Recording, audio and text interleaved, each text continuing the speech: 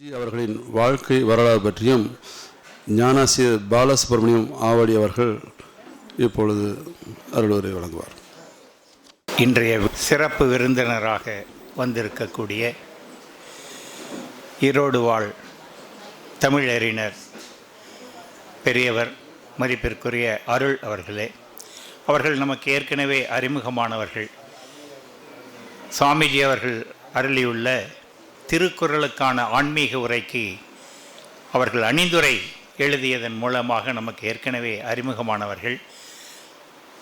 அவர்கள் இந்த விழாவிற்கு வந்திருக்கின்றார்கள். அதே போல் சிறப்பு விருந்தினர் நம் சுவாமிஜி அவர்களின் தவ புதல்வரும் ஞானாசிரியருமான டாக்டர் இளங்கோ அவர்களே, சுவாமிஜி அவர்களின் அன்பு மருமகளான திருமதி சாந்தி குணாலன் அவர்களே, அமரர் குணாலன் அவர்களுடைய குடும்பத்தவர்களே, மூத்த ஞானாசிரியர்கள் திலீப் குமார், சதாசிவம், பி.கே. பெருமாள், சக ஞானாசிரியர்களே, சக மெய்யுணர்வாளர்களே, உலக அறிவாளிகளே, ஞானத்தந்தை பரஞ்சோதி ஞானவழி மகானவர்களுடைய 96வது ஜெயந்தி விழாவோடு அவர்கள் அருளுரை ஆற்றிய பிரணவம் என்ற தலைப்பிலான விளக்க உரையும், திருமூல நாயனார் அருளியுள்ள திருப்பதிகங்களுக்கு சுவாமிஜி அவர்கள் ஆற்றிய அருளுரைகள் அடங்கிய ஓம் எனும் பிரணவத்தின் உட்பொருள் மற்றும் திருமந்திர விளக்க உரை என்ற புத்தக வெளியீட்டு விழாவும் சேர்ந்து இன்றைய தினம் நடைபெற்று கொண்டிருக்கின்றது. அகார உகார மகாரம், அகார உகார மகாரத்தின் விளக்கத்தை எனக்கு தெரிவிக்குமாறு கேட்டுக்கொள்கிறேன். இது சுவாமிஜி அவர்கள் 1975ஆம் ஆண்டு தன்னுடைய குருநாதரான பரஞ்சோதி மகானுக்கு எழுதிய கடிதம். அந்த கடிதத்தை பார்த்ததும், எந்த கடிதமானாலும் உடனே பதில் எழுதுவது மகானவர்களுடைய வழக்கம். அதிலே பதில் வந்தது, போக போக தெரியும், போக போக தெரியும். அதை போக போக தெரிந்து கொண்டதனுடைய விளக்கத்தை தான் இன்று புத்தகமாக நாம் வெளியிட இருக்கின்றோம். மகானிடமிருந்து விளக்கங்கள் வரவில்லை, போக போக தெரிந்து கொள்ளுவாய் என்று தான் சொன்னார்கள். ஒரு சொல், சிறு சொல், குரு சொல்லுக்கு இணங்கிய காரணத்தினாலே தனக்கு அருளப்பட்ட அந்த உணர்வை தைலதாரையாக தியானம் செய்த காரணத்தினாலே அகார உகார மகாரத்தினுடைய உண்மையான உள்ளர்த்தத்தை தெள்ள தெளிவாக உணர்ந்து கொண்டேன் என்று எழுதியிருக்கின்றார்கள். தெரிந்து கொண்டேன் என்றோ அறிந்து கொண்டேன் என்றோ சொல்லலை, உணர்ந்து கொண்டேன் என்று சொல்லியிருக்கின்றார்கள். அந்த உணர்ந்து கொண்டதைத்தான் இன்று புத்தகமாக நாம் படித்து கொடுத்திருக்கின்றோம். 1977ஆம் ஆண்டு மதுரை சௌராஷ்டிரா மஹாலிலே மகானவர்களுடைய ஜெயந்தி விழா நடந்தபோது சுவாமிஜி அவர்களும் கலந்து கொண்டார்கள். அந்த கூட்டத்திலே மகானவர்கள் சொல்கிறாங்க, மிக கவனமாக கேளுங்கள் என்று சொல்லிவிட்டு, நாம் எங்கிருந்து வந்தோம், நாம் எங்கே போய் சேரப்போகின்றோம், நாம் எங்கிருந்து வந்தோம், எங்கே போய் சேரப்போகின்றோம், நாம் எங்கிருந்து வந்தோம், நாம் எங்கே போய் சேரப்போகின்றோம் என்று மூன்று முறை அழுத்தம் திருத்தமாக சொன்னார்களாம். இது சுவாமிஜியுடைய மனதிலே ஆழமாக தைத்து விட்ட காரணத்தால் மேற்கொண்டு மகானுடைய பேச்சை அவர்களால் கேட்க முடியலையாம். இதே சிந்தனையாக இருந்தார்களாம். பல நாட்களுக்கு பிறகு இதனுடைய விளக்கத்தை நான் அறிந்து கொண்டேன். அறிந்து கொண்டதை என்னவாக குறிப்பிடுகின்றார்கள்? இறைவனிடமிருந்து நாம் வந்தோம், வந்த இடமாகி இறைவனிடமே திரும்பச் சேரப் போகின்றோம், சேர வேண்டும் என்று அறிந்து கொண்டேன். இறைவனிடமிருந்து வந்தோம், வந்த இடமாகி இறைவனிடமே சென்று சேரப்போகின்றோம் என்பதை அறிந்து கொண்டேன். உதித்த இடத்தில் ஒடுங்குதல், தோற்றத்தில் லயம், இதுதானே பிரணவம். இந்த பிரணவத்தை அவர்கள் அங்கே அறிந்து கொண்டார்கள். 3 முறை சொன்னார்கள். ஒன்று அகரம், தோற்றம்; இரண்டாவது உகாரம், வாழ்தல்; மூன்றாவது மகாரம், லயமாதல். தோற்றம், வாழ்வு, லயம், 3ம் ஒன்றே.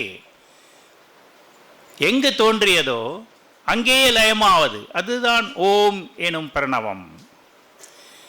சுவாமிஜி அவர்கள் தன்னுடைய அருளுரையிலே எங்கே என்று சொல்லுங்கள் பார்க்கலாம் என்று சொல்லுவார்கள். சொல்லி பார்த்தால் எங்கிருந்து உதயமாகிறது? மூலாதாரம் தானே. இப்போ இம்ன்னு சொல்லுங்க பார்க்கலாம். எங்கே போய் ஒடுங்குது? அதே மூலாதாரத்தில் தானே. இதுதான் பிரணவம். எவ்வளவு சுலபமாக, எளிமையாக ஒரு உயர்ந்த தத்துவத்தை நமக்கு புரியும்படியாக சொல்லிவிடுகின்றார்கள். அதுதான் சுவாமிஜியினுடைய பெருமை. திருக்குறளுக்கான ஆன்மீக உரையிலே பிரணவம் பொதிந்திருப்பதை, அந்த புதையலை தோண்டி எடுத்து நமக்கு கொடுத்திருக்கின்றார்கள். அகர முதல எழுத்தெல்லாம் ஆதி பகவன் முதற்றே உலகு. இதில் பிரணவம் இருப்பதை சுவாமிஜி அவர்கள் தான் நமக்கு விளக்கி இருக்கின்றார்கள். எந்த மொழியினுடைய எந்த சொல்லானாலும் வாயை என்று திறவாமல் சொல்ல முடியாது. எனவே எல்லா மொழியினுடைய எல்லா சொற்களுக்கும் ஆதாரமாக அகரமே நிலை பெற்றிருக்கின்றது, முதன்மையாக நிலை பெற்றிருக்கின்றது. அதை போலவே ஆதிபகவன் முதற்றே உலகு என்றால், ஆதிபகவன் என்ற ஆண்டவன் ஒருவனிடமிருந்தே இந்த பிரபஞ்சம் பரிணமித்திருக்கின்றது. ஒருவனிடமிருந்தே இந்த பிரபஞ்சம் பரிணமித்திருக்கின்றது. அந்த ஆதிபகவனோ பிரணவத்தின் பொருளாக இருக்கின்றான்.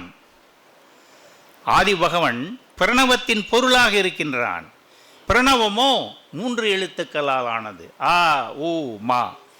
அகரத்தை முதலாக கொண்ட 3 எழுத்துக்களால் ஆன பிரணவத்தின் பொருளாக இருப்பவன் ஆதிபகவன். ஆகவே இந்த பிரபஞ்ச தோற்றங்கள் எல்லாமே, அது சுவாசிக்காத அசரங்களாகட்டும், சுவாசிக்கக்கூடிய ஜீவராசிகளாகட்டும், சரங்களாகட்டும், எந்த தோற்றமாக இருந்தாலும் தோற்றத்திற்கும் அதனுடைய வாழ்விற்கும் அல்லது நிலைப்பாட்டிற்கும் அதனுடைய லயத்திற்கும் அந்த ஆதிபகவன் ஒருவனே காரணம்.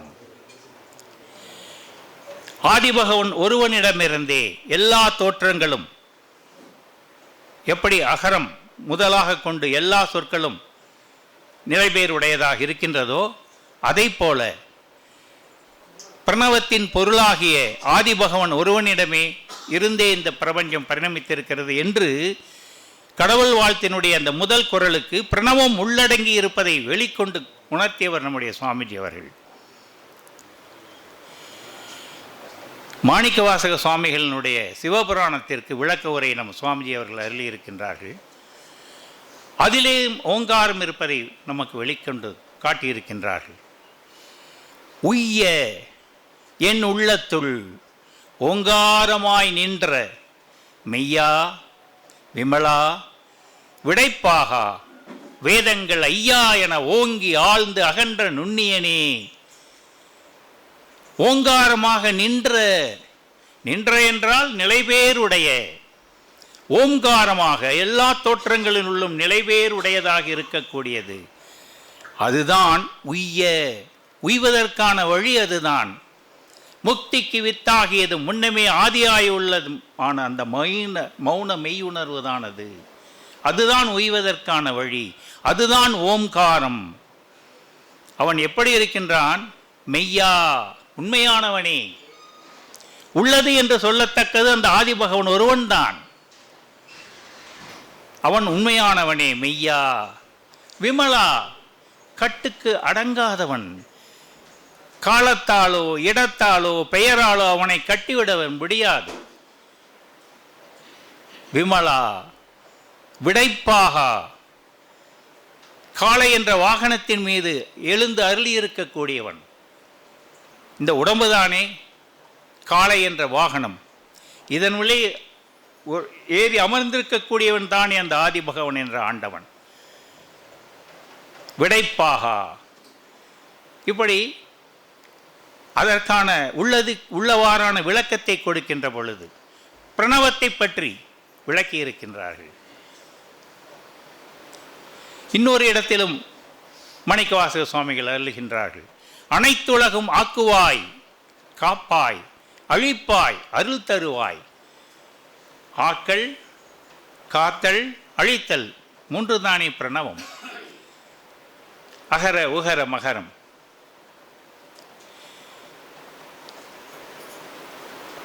இந்த பிரணவம் பற்றி ஆதிசங்கராச்சாரியார்கள் சொன்னார்களே, எப்படி சமுத்திரத்திலே குமிழியானது தோன்றி அதே சமுதிரத்தில் சில காலம் வாழ்ந்து அதே சமுதிரத்திலே லயமாகி விடுகின்றதோ, அதே போல ஆண்டவன் என்ற ஆனந்த சாகரத்திலே தான் எல்லா தோற்றங்களும் அசரங்களானாலும் சரங்களானாலும் தோன்றுவதும் சில காலம் வாழ்வதும் பிறகு லயமாவதுமாக இருக்கின்றன என்று சொன்னது பிரணவம் என்று இந்த புத்தகத்திலே விளக்கி இருக்கின்றார்கள். ஆதிசங்கராச்சாரியார் சொன்னது பிரணவமே.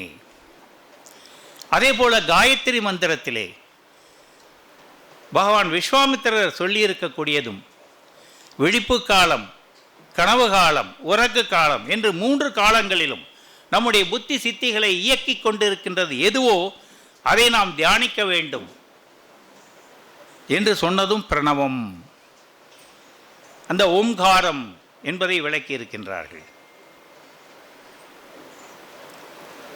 வள்ளலார் சுவாமிகள் அருட்பெருஞ்சோதி, அருட்பெருஞ்சோதி, தனிப்பெரும் கருணை, அருட்பெருஞ்சோதி என்று 4 மகா வாக்கியங்களை அருளியிருக்கின்றார்களே, அது பிரணவம் என்று விளக்கி இருக்கின்றார்கள். முதல் மகா வாக்கியம் அருட்பெருஞ்சோதி என்றால் பரஞ்சோதி மகானவர்கள் தன்னிலையில் தானாகி என்ற பதத்தால் எந்த ஆதிபகவனை குறிப்பிட்டார்களோ அதே ஆதிபகவனைத்தான் அருட்பெருஞ்சோதி என்று குறிப்பிட்டிருக்கின்றார்கள். ஒன்றவன் தானே இரண்டு என்று துவங்கி அந்த பதத்தால் திருமூல நாயனார் எந்த ஆதிபகவனை குறிப்பிட்டாரோ அதைத்தான் முதல் மகா வாக்கியமாக அருட்பெருஞ்சோதியிலே குறிப்பிட்டிருக்கின்றார் வள்ளலார் அவர்கள் என்று சுவாமிஜி அவர்கள் அருளியிருக்கின்றார்கள். இரண்டாவது மகா வாக்கியம் அருட்பெருஞ்சோதி என்பது அந்த ஒன்றே ஆன ஆதிபகவன் இந்த பிரபஞ்சமாக பரிணமித்து விட்டான் என்பதை அந்த இரண்டாவது அருட்பெருஞ்சோதி குறித்து நிற்கின்றது. அது உகானம் என்ற வாழ்தல், தனிப்பெருங்கருணை. ஆண்டவன் நானாக இருக்கின்றான், தத்துவமசி, நான் கடவுளாக இருக்கின்றேன் என்ற அந்த உயர் ஞானத்தை அடைந்த வல்லமையுடையவர்கள் மனித ரூபத்தில் இருக்கின்றார்களே, அந்த ஞானிகள் தனிப்பெரும் கருணையாளராக இருக்கின்றார்கள் என்பதை உணர்த்தி நான்காவது மகா வாக்கியம் அருட்பெருஞ்சோதி என்பது ஜீவர்கள் என்ற நதிகள் எல்லாம் இறுதியிலே சங்கமமாகக்கூடிய கடலாக ஆனந்த சாகரமான அந்த அருட்பெருஞ்சோதியிலேயே லயமாகி விடுகின்றார்கள். ஆக தன்னிலையில் தானாகி என்று பரஞ்சோதி மகானவர்கள் பாடலில் எதை குறிப்பிட்டார்களோ அதையேதான் வள்ளலார் சுவாமிகளும் தோற்றம், வாழ்வு, லயம் மூன்றுக்கும் ஒரே பொருள் அந்த கடவுள்தான் என்பதை, அந்த ஓம் என்ற உட்பொருளை நமக்கு அருளியிருக்கின்றார்கள் சுவாமிஜி அவர்கள். சுவாமிஜி அவர்களுடைய ஐக்கியத்திற்கு பிறகு கூட்டு முயற்சியாலே இந்த புத்தகத்தை வெளிக்கொண்டு வந்திருக்கின்றோம். இந்த கூட்டு முயற்சி மேலும் தொடரும். ஞானத்தாளிசை மாணிக்க வாசக சுவாமிகள் அவர்கள் அருளியது மறைக்கப்பட்டிருந்தது. மக்களிடம் சென்று சேரவில்லை. சுத்த அத்வைதத்தை போதிக்கக்கூடிய அந்த ஞானத்தாளிசைக்கு உயிரூட்டி அதனுடைய உட்கருத்தை எல்லாம் வெளிக்கொண்டு வந்து அருளியிருக்கின்றார்கள் சுவாமிஜி அவர்கள். அது மக்களிடம் கொண்டு சேர்க்க வேண்டிய பொறுப்பு நம்முடையது. அஷ்டாங்க யோகத்தை பற்றி மிக விளக்கமாக அருளுரை ஆற்றியிருக்கின்றார்கள். அதையெல்லாம் புத்தகமாக வடித்து கொடுக்க இருக்கின்றோம். சுவாமிஜி அவர்கள் தன்னுடைய அருளுரையிலே வேதநாயகன் அவர்கள் அருளிய அந்த திருமந்திர பாடல்களுக்கு திருமூல நாயனார் என்ன ஒரு கருத்திலே அதையெல்லாம் சொல்லியிருக்கின்றார்கள் என்பதை வெளிக்கொண்டு வந்தார்கள். குரு உரு சிந்தித்தல் தான் தெளிவு என்று. குரு என்றால் ஒரு உருவத்தை நீங்கள் நினைக்காதீர்கள். இந்த பிரபஞ்ச தோற்றங்கள் ஒவ்வொன்றும் தோன்றுவதற்கு எது புரோகிராமாக இருந்து அது இன்ன விதத்திலே தோன்ற வேண்டும், இன்ன விதத்திலே இயங்க வேண்டும் என்று ஆணையிடுகின்றதோ அந்த புரோகிராமர் தான் குரு. அதுதான் அந்த ஆண்டவன், அதுதான் அந்த ஆதிபகவன் என்று குரு என்ற சொல்லுக்கு உள்ளது உள்ளவாறான அந்த விளக்கத்தை நமக்கு அருளி இருக்கின்றார்கள். அதையெல்லாம் இந்த புத்தகத்திலே வெளிக்கொண்டு வந்திருக்கின்றோம்.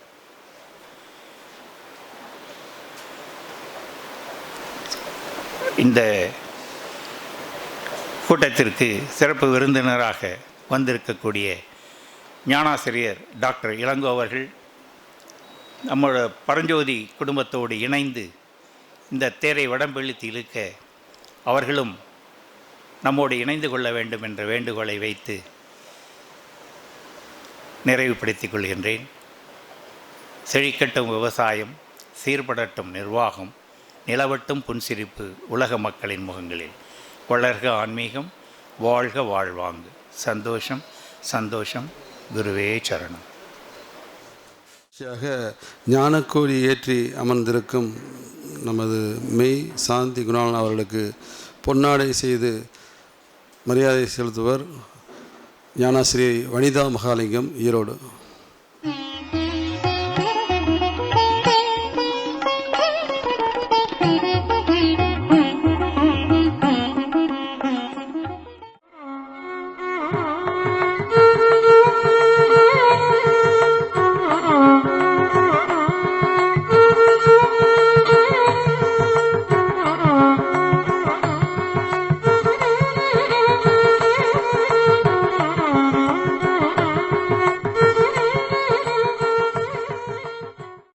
கிராமம் கருமன் பாளையத்தில் 1/8/1937 பிறந்தார்கள். தஞ்சாவூர் கரந்தை தமிழ் சங்கத்தில் புலவர் பட்டம் பெற்றவர். கவிஞர் கண்ணதாசனின் தென்றல் நாளிதழில் பணிபுரிந்துள்ளார். தினத்தந்தி அதிபர் சி.பா. ஆதித்தனார் அவர்களிடம் வேப்பேரியில் ப்ரூஃப் ரீடராகவும் பணிபுரிந்துள்ளார். சிவந்தி ஆதித்தனார் அவர்களுடன் ஹாக்கி, ஃபுட்பால், வாலிபால் ஆகியன விளையாடியுள்ளார். நமது மகன் பரஞ்சோதி மகன் அவர்களை பலமுறை சந்தித்து கலந்துரையாடியுள்ளார். நமது சுவாமிஜியுடன் பல்வேறு சந்தர்ப்பங்களில் கலந்து பல்வேறு விஷயங்கள் குறித்து பேசியுள்ளார்கள். நமது சுவாமிஜியின் திருக்குறள் புத்தகத்திற்கு உன்னத உரை எழுதியுள்ளார். அருளையான கூட்டத்துக்கு கண்டிப்பாக கூப்பிட்டு நீங்கள் மகிழ்ச்சி படுத்துங்க அப்படின்னு சொன்னார். அதை நம்ம தலையாய் கடனாக எடுத்து இந்த கூட்டத்துக்கு அவரை கூப்பிட்டுருக்கிறோம். இவர் மூத்த தமிழறிஞர் விருது பெற்றவர். ஈரோடு தலைமை சபையின் சார்பாக அவர்களை உங்கள் முன் அறிமுகப்படுத்தல் பெருமை கொள்கிறோம். பரஞ்சோதி ஞானவழி மகான் அவருடைய 96 ஜெயந்த விழாவின் மிக உன்னதமான ஒரு நிகழ்வு. ஐயா அவர்கள் பிரணவம் நூல் வெளியீட்டு விழா. நூலை வெளியிடுவர் ஞானாசிரியரும் புதல்வருமான டாக்டர் இளங்கோ அவர்கள். பிரணவ நூலை பெறுவர் அருள் ஐயா அவர்கள்.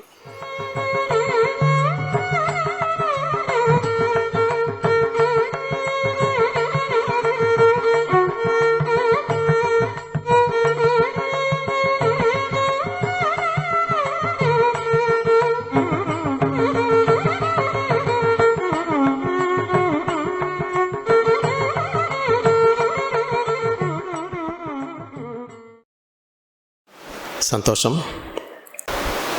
மேலிருந்து வாரியாக பார்த்தோம்னா இந்த செழிக்கட்டும் விவசாயம், சீர்படட்டும் நிர்வாகம், நிலவட்டும் புன்சிரிப்பு உலக மக்களின் முகங்களில், வாழ்க வாழ்வாங்கு வாழ்க வாழ்வாங்கு நமது ஞானவழி மகான் அவர்கள் சொல்லியிருக்கிறார்கள்.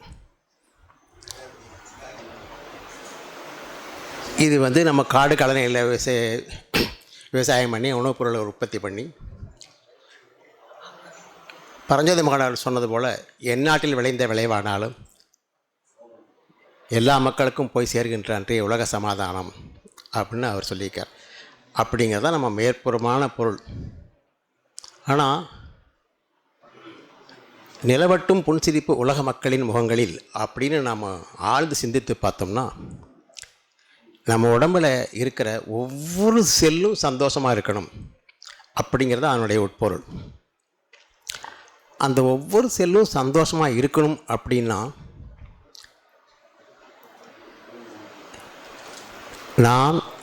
நாமாக இருக்க வேண்டும் அல்லது நானாக இருக்க வேண்டும். அந்த நான்கிற நிலைமை விட்டு அடுத்த நிலைக்கு வந்தாலே செல்லுக்கு சந்தோஷம் போச்சு. நம்ம எத்தனை பேருக்கு அது அனுபவத்தில் வந்திருக்குன்னு தெரியாது. கிராமத்தில் வழக்காக சொல்லுவாங்க, தூக்கத்தில் அமுக்கு பிசாசு போட்டு அமுக்கிருச்சு அப்படின்னு சொல்லுவாங்க. அந்த மாதிரி ஒரு இருளை நம்ம வாழ்நாளில் பார்த்துருக்கவே முடியாது. எனக்கெல்லாம் அந்த அனுபவம் உண்டு. அப்போது ஒரு நிலைமையில் அந்த நாம் மட்டும் நான்கிற உணர்வு மட்டும் இருக்கும் பொழுது எந்த புலனுமே வேலை செய்யாது. அது நம்ம கை நினைக்கணும், ஆட்டணும்னு நினைக்கணும், எது பண்ணாலும் எதுவும் முடியாது. ஒரு வழியாக கஷ்டப்பட்டு ஊன்னு கற்றுனதுக்கப்புறம் we come to this world. So அந்த அனுபவம் எல்லாத்துக்கும் என்றைக்காவது ஒரு நாளைக்கு வாய்ச்சிருக்கும். அதனுடைய தாத்பரியம்தான் நம்ம சபையின் தத்துவமே. ஸோ தொட்டு தீட்சை, சொல்லி தீட்சை, பார்த்து தீட்சை, இப்படி எப்படி கொடுத்துருந்தாலும் நமக்கு உணர்வு உற்பத்தி ஆகக்கூடிய இடம் மூலாதாரம், பிரகாசிக்கக்கூடிய இடம் சகசிராரம், நிர்வகிக்கக்கூடிய இடம் சுழிமுனை, திருப்பி ஒடுங்கக்கூடிய இடம் மூலாதாரம். இதைத்தான் அழகாக சொன்னார் டிஎஸ்பி ஐயா. போக்கும் வரவும் புணர்வுமிலா புண்ணியனே, காக்கும் என் காவலனே, காண்பறிய பேரொழியே, ஆற்றின்ப வெள்ளமே அத்தா மிக்காய் என்ற தோட்டச் சுடரொழியாய் சொல்லாத நுண்ணுணர்வாய்னு சிவபுராணம். ஆனால் இந்த சொல்லாத நுண்ணுணர்வாய் அப்படிங்கிறத நம்ம யோசித்து பார்த்தோம்னா, நமக்கு பேர் மெய் உணர்வாளர்னு வச்சுருக்கோம் இல்லையா? ஆனால் நம்ம மெய்யை உணர முயற்சிப்பவர்களே ஒழிய உணர்ந்தவர்கள் இவங்கெல்லாம் தான். ஸோ நம்ம அவங்க காலத்தில் வாழ்ந்ததே நமக்கெல்லாம் ஒரு பெருமை. இன்றைக்கி இல்லாட்டி என்றைக்காச்சும் நம்ம மெய்யை உணர்ந்துடுவோம். மெய்யை உணர்ந்த பிறகு நமது புலன்வழி இயக்கங்கள் குறைந்துவிடும். வாய்க்கு ருசி எதிர்பார்க்க மாட்டோம், கண்ணுக்கு அழகான காட்சி எதிர்பார்க்க மாட்டோம், உணர்ச்சிகளுக்கு அடிமையாக மாட்டோம். உடம்புடைய ஒவ்வொரு சொல்லும், நம்ம கோபப்பட்டோம்னு வச்சுக்கோங்க, நம்மளை அறியாமல் எதையும் படபடன்னு துடிக்குது, நம்மளை அறியாமல் மூச்சு இறைக்குது, நம்மளை அறியாமல் வாழ்வாள்னு கத்துறோம். எதுக்காலே நிற்பான் சண்டைக்காரன். அவன் முன்னால் நம்ம 10 வீட்டு கேட்குற மாதிரி தான் சத்தம் போட்டு பேசுவோம். ஏன்னா உள்ளத்தளவில் 2 பேரும் தொலைவில் இருக்காங்க, அதனால் அந்த கத்துறோம். ஸோ இந்த மாதிரி உடம்பில் இருக்கிற ஒவ்வொரு உறுப்புகளும் ஒவ்வொரு செல்லும் நம்மளுடைய எல்லா உணர்ச்சிகளுக்கும் பாதிக்கப்படுகிறது. ஸோ எந்த உணர்ச்சிக்கும் பாதிக்கப்படாமல் வாழ்ந்து பழகினால் ஒரு ஸ்டெப்பு வந்துட்டோன்னு அர்த்தம். அதுதான் மகான் சொல்லுவார், தன் காரணத்தை தானே அறிந்து முடித்து கொள்ளலாமே அப்படின்னு. ஸோ நம்ம பிறந்ததுக்குண்டான காரணம் அப்படிங்கிறது இந்த நம்மளுடைய இந்த உள் சுழிமுனை தியானம். இது நமக்கு கிடைத்த மிகப்பெரிய பாக்கியம். இல்லைன்னா நம்ம பல்வேறு தியானங்கள் இருக்குன்னு ஒரு நம்ம சொல்கிற குண்டிலை தியானங்கிறோம், இன்னொருத்தங்க அஷ்டங்க யோகங்கிறாங்க, இன்னொருத்தங்க டிரான்சென்டென்டல் மெடிடேஷன் சொல்கிறாங்க. பட் ஒவ்வொருத்தருக்கும் வழிமுறை தான் வேலையை ஒழிய முடிவு ஒரே இடம்தான். அந்த அந்த முடிவான இடத்தை நோக்கி பயணிக்கிறதுக்கு தான் நம்ம வழி. உள்ளதுக்குள்ளே சுலபமான வழி நம்மளுடைய இந்த ஏறுபடி இறங்குபடி சுற்றி இதெல்லாம் வந்துட்டு நமக்கு உள்ளதுக்குள்ளே சுலபமான வழி. மீதியெல்லாம் வந்துட்டு கற்றுக்கிறது ரொம்ப கஷ்டம். இதை முறையாக நம்ம பயிற்சி பெற்று ஓரளவுக்காவது இந்த எண்ண ஓட்டத்தை முதல்ல நிறுத்திட்டு நம்ம மட்டும் இருந்தால் நம்ம ஒரு முதல் படி கடந்தவனாக ஆகும். அப்போ அந்த சமயத்தில் அதுதான் நம்ம அப்பர் சுவாமிகள் சொல்கிறார், கண்டறியாதன கண்டேன் அப்படின்னு அவர் பாடுறார். அவர் வந்து மெய்ஞானம் பெற்றதுக்கப்புறம் அவர் பாடுறார், கண்டறியாதன கண்டேன் அப்படி. என்னென்னா அது வரைக்கும் நம்ம அதை வந்துட்டு எதுக்காலேயே பார்த்துருப்போம், அதனுடைய உண்மை பொருள் தெரிஞ்சிருக்காது. அதனால் கண்டறியாதன கண்டேன் அப்படின்னு அப்படி அவர் சொன்னார். அதுபோல் இந்த புஸ்தகத்தினுடைய பிடிஎஃப் காப்பி நான் பார்த்தேன். இதில் வந்துட்டு நிறைய படிக்க நேரம் பத்தாது. ஒரு இதை மட்டும் படிச்சுட்டு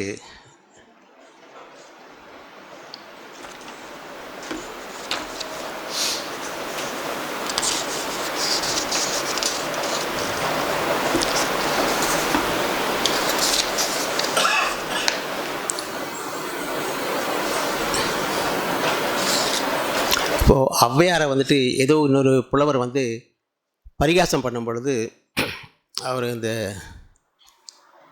ஆரக்கீரையை காட்டி நாளிலை மேல் ஒரு கால் பந்தலடி அப்படின்னு அவங்கள வாடி போடின்னு கூப்பிட்ற துணியில் அவர் பேசுகிறார். அப்போது இவங்க பதில் சொல்கிறாங்க, 8.25 லட்சணமே யமனேறும் பரியே வட்டில் குலராமன் தூதுவனே ஆரையடா சொன்னாயது. அது ஆரக்கீரைங்கிறது அது ஆரைங்கிற வார்த்தையில் அவங்க கொண்டு வராங்க. அதுபோல் நம்ம மகான் வந்துட்டு இந்த அகார உகார மகாரம் அப்படிங்கிறது தமிழில் ஆங்கிறது 8 குறிக்கும், ஊங்கிறது 2 குறிக்கும். நீ வந்து 2 ஆயிட்டாலே போதுண்டா, கடைசியாக 3 1 ஆயிடலாம். ஆங்க மாதிரி உலகத்தில் இருக்கிற அத்தனாயிரம் இதையும் சுருக்கி 8, அதாவது புலன்கள் 5, அப்புறம் நினைவு துணிவு நாதம் ஜோதி, இப்படி இதுதான் எல்லாத்துக்கும் ஆரம்பம். இதை தாண்டி மீதி எல்லாம் பரிணாம வளர்ச்சிகள். இதெல்லாம் தாண்டி உள்குள்ளே நம்ம போவோம் அப்படின்னா மிச்சம் இருக்கிறது 2 தான், நான் நினைவு. இந்த 2 தான் இருக்குது. இந்த நினைவையும் கழட்டிட்டா மிச்சம் இருக்கிறது சைலன்ஸ். அதுதான் அகார உகார மகாரம். இதை படித்து நான் அழுதுட்டேன். ஏன்னா எந்த புக்கிலையும் தோட்டத்தில் ஒடுக்கம் அப்படிங்கிறது மட்டும்தான் இருக்க முடியும். இந்த தோட்டம் என்ன, பரிணாமம் என்ன, ஒவ்வொரு செல்லும் வர வேண்டியது என்னென்னு அதை என்னால் அதை படிக்கும்போது என்னால் உணர்ச்சியை கட்டுப்படுத்த முடியல. இப்படியெல்லாம் கூட பொருள் எழுத முடியுமா, இப்படியெல்லாம் கூட இருக்குதா உலகத்தில் அப்படின்னெல்லாம் எண்ணியிருந்தேன். நானும் திருமூலர் படிச்சிருக்கேன் நிறையா. அப்போல்லாம் ஸ்கூல்லலாம் கண்டிப்பு, படிச்சுட்டு வந்து சொல்லலைன்னா முட்டி பேந்துடும், அப்படி அடி விழுவும் ஸ்கூலில். எங்களை கொண்டு போய் ஸ்கூலில் சேர்த்தும் போது இவர் வந்துட்டு கண்ணு 2ஐயும் விட்டுட்டு தோலை உரித்து உப்பை தடவுங்க, நாங்கள் ஒன்றும் கேட்க மாட்டோம்னு சொல்லி விட்டோம். இன்றைக்கெல்லாம் பையனை பேத்தாலே சண்டைக்கு போகிறான் அப்பா. அன்னைக்கு வந்துட்டு அப்படி ஒரு கட்டுமானத்தில் வளர்ந்தவங்க நாங்கள். அதனால் வந்துட்டு எளிமையாக புரிஞ்சக்கூடிய ஒரு குடும்பத்தில் முறையாக வளர்க்கப்பட்டதுனால இதெல்லாம் புரியுது, அவ்வளோதான் ஒழிய. கொஞ்சம் ரத்த சொந்தமும் இருக்கலாம். ஆனால் அந்த ஒரு வரி, அந்த ஆ ஊ, அந்த 1 8 1 2, அந்த 8க்கும் அந்த 2க்கும் சொன்ன விளக்கம் என்னை கண்கலக்க வச்சிருச்சு, உணர்ச்சி வசப்பட்டுட்டேன். ஸோ இந்த லெவல் நேரம் கருதி இந்த செடிக்கட்டு விவசாயத்தினுடைய உண்மையான தத்துவம் வந்து நம்பக்கூடியதாக இருக்காது. ஏனென்றால் இது ஒரு 6-7 வருஷத்துக்கு முந்தி என் கனவில் எனக்கு சொல்லப்பட்ட விளக்கம். அதாவது வெறும் இது வந்து விவசாயத்துக்காக சொல்லப்படலை, நீ ஒரு ஞானாசினா இருந்து உனக்கு ஒன்றும் புரியலையாடா இப்படிங்கிறதான் அது அந்த கனவு ஆரம்பிக்குது. அப்போ தான் இது தாண்டாஸ் விளக்கம் அப்படின்னு சொல்லப்பட்டது. ஸோ அதுக்கப்புறம் தான் நம்ம எவ்வளோ மரமண்டையாக இருந்திருக்கோனே தெரியுது நமக்கு. அதனால் எப்பயுமே கற்றது கைமண் அளவு, கல்லாதது தான் உலக அளவுன்னு சொல்லி வாய்ப்புக்கு நன்றி கூறி விடுகிறேன். சந்தோஷம் சந்தோஷம் சந்தோஷம். ஞான ஒளி மகான் அவர்களின் 96ஆம் ஜெயந்தி விழாவும் ஓம் எனும் பிரணவத்தின் இந்த புத்தக வெளியீட்டு விழாவும் சிறப்பாக நடைபெற்று வருகின்றன. அனுபவ உரைகள் அப்படின்னு சொல்லும்போது இங்கே வந்து சபையில் இந்த நிகழ்ச்சியில் கலந்து அனுபவங்களை மகானுடன் தன்னுடைய அனுபவங்களை கூறியவருடைய அனுபவமே பெரிய அனுபவம். இது உண்மையிலே அடியாருக்கு அடியான்னு சொல்லுவாங்க. அடியார்கள் வந்து கடவுளை தரிசனம் பண்ணிட்டு வருவாங்க. சாதாரண மக்கள் அந்த அடியார்களை சந்திச்சாவே போதும், அதுவே கடவுள் தரிசனம் மாதிரி. அந்த அடிப்படையிலே நம்முடைய மகானுடன் பழகியவர்களும் அவருடைய வாரிசுகளும் மிக அருமையான விளக்கங்களை நம்ம அனுபவத்துக்கு கொண்டு வந்திருக்காங்க. இங்கே மகானுடன் எனக்கு வந்து சிறிதளவு கொஞ்சம் தான் பழக்கம். கைப்பாக்கம் வரும்பொழுது நாங்கள் போயிட்டு அவரை பார்ப்போம், வரவேற்போம், அவருடன் இருப்போம். அதிகமான ஈடுபாடு இல்லை. மகான் ஐக்கியமான பிறகு தான் அவருடன் ஈடுபாடு அதிகம் எனக்கு. ஏன்னா அந்த சமாதியில் நாங்கள் எந்த நேரமும் அங்கேயே இருப்போம். இப்போவும் இருந்து தான் வந்திருக்கிறோம். அவருடைய பார்வை, நம்ம ஞானாசிரியர் ஒருத்தர் சொன்னார், காந்தாரியின் பார்வை துரியோதனுக்கு பயன்பட்டது அப்படின்னு. அது துரியோதனுக்கு மட்டும்தான் பயன்பட்டது. நம்முடைய மகானின் பார்வை, அதாவது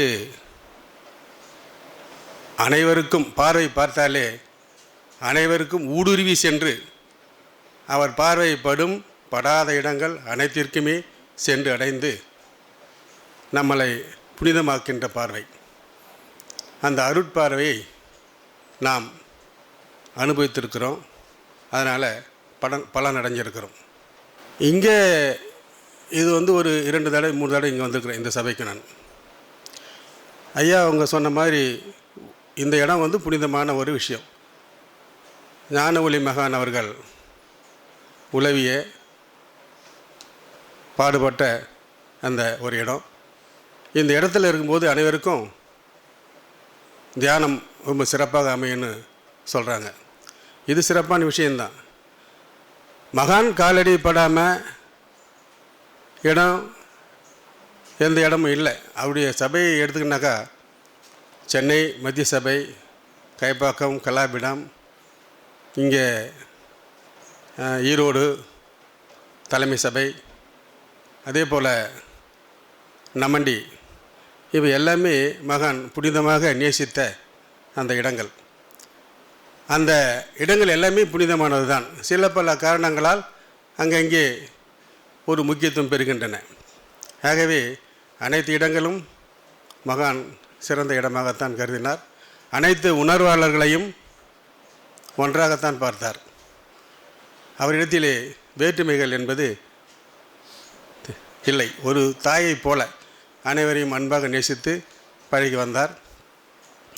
ஒவ்வொரு மக்களையும் ஒவ்வொரு உணர்வாளரையும் பார்த்து உலக அறிவாளிகளே அப்படின்னு சொன்னார். ஏன்னா அவர் சொல்லியிருக்கார், நான் சொல்வதை நீங்கள் கேளுங்கள், கேட்டு ஆராய்ச்சி பண்ணுங்க அப்படின்னார். அப்போ அறிவாளிகள் தான் ஆராய்ச்சி பண்ண முடியும். ஆக நம்மளை ஆராய்ச்சிக்கு உட்படுத்தியிருக்காரு. நம்முடைய ஐயா அவங்கெல்லாம் சொல்லியிருக்காங்க, ஓம் என்றும் அந்த ஆ உ மா என்பதற்கான அர்த்தங்களை சொல்லியிருக்கார். நம்முடைய டாக்டர் ஐயா அவர்கள் சொன்னாங்க. அதை விட ஒவ்வொருத்தரும் ஒவ்வொரு சிறப்பான கருத்துக்களை பகிர்ந்து கொண்டாங்க.